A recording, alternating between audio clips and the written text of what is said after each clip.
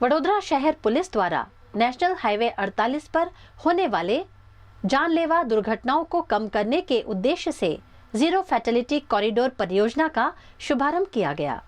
वडोदरा शहर पुलिस द्वारा national highway 48 में होने वाली सड़क दुर्घटनाओं को कम करने और यातायात सुरक्षा को बढ़ावा देने के उद्देश्य से जीरो फैटेलिटी कॉरिडोर लॉन्चिंग कार्यक्रम का आयोजन किया गया।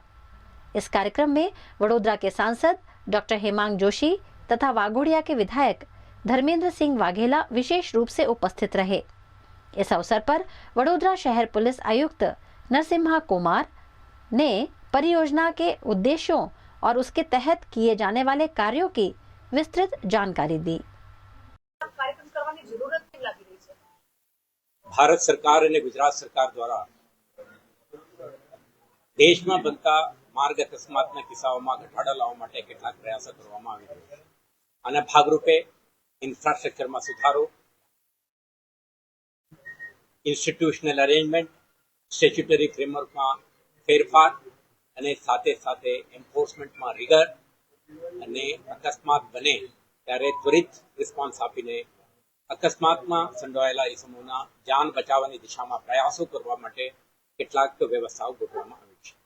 આના ભાગરૂપે જ ઝીરો ફેટાલિટી કોરિડોરના એક કોન્સેપ્ટથી ગુજરાત રાજ્યમાં પસાર થતા નેશનલ હાઈવે નંબર 48 અરાવલીથી માંડીને વલસાડ સુધીના આખા વિસ્તારમાં માર્ગ અકસ્માતોના કિસ્સો ઘટે અને આ સ્ટ્રેચ વધુ સુરક્ષિત બને તે દિશામાં પ્રયાસો કરવાના ભાગરૂપે ઝીરો ફેટાલિટી કોરિડોર પ્રોજેક્ટનું શરૂઆત કરવામાં આવી છે।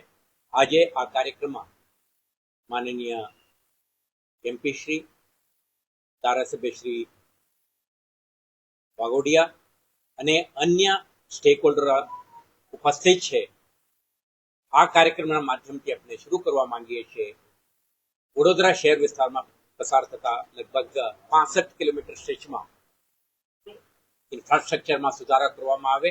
શોર્ટ ટર્મ, મીડિયમ ટર્મ અને long term road signages, safety અંગેના ઇનિશિયેટિવ્સ અને તમામ એજન્સીઓ સાથે મળીને રિગરસ એન્ફોર્સમેન્ટ, ઇમરજન્સી રિસ્પોન્સના ભાગરૂપે વડોદરા શહેરમાં જે સરકારી અસ્પતાલો છે તે ઉપરાંત લગભગ 30 ખાનગી અસ્પતાલોને પણ આપણે આ યોજનાના ભાગરૂપે જોડી છે। કેશલેસ ટ્રીટમેન્ટ માટે આયોજન પણ કર્યું છે અને આ માર્ગના બંને બાજુ રહેતા શહેરીજનો, ગામજનો પણ માર્ગ સુરક્ષા અંગે સતર્ક બને, જેથી કરીને એક તમામ સ્ટેક હોલ્ડર પાર્ટિસિપેશનથી આપણા 65 કિલોમીટર સ્ટ્રેચ વધુ સુરક્ષિત બને અને અકસ્માતોમાં ઘટાડો થાય। આ દિશામાં આવતા દિવસોમાં એક આયોજનબદ્ધ રીતે સરકારના તમામ વિભાગો, બિન સરકારી સેવા સંસ્થાઓ, જનપ્રતિનિધિઓ અને આજુબાજુમાં રહેતા શહેરી અને ગ્રામ્ય વિસ્તારના સરપંચીઓ, રહીશો એમના તમામના પાર્ટિસિપેશનથી, ભાગીદારીથી આવા એક સુરક્ષિત માહોલ ઊભા કરવા માંગીએ છીએ।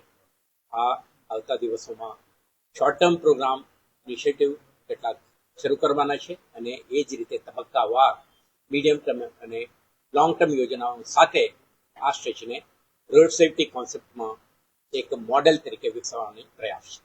બ્લેક સ્પોટના નિરંતર પ્રયાસો ચાલી રહ્યો છે વડોદરા શહેરમાં।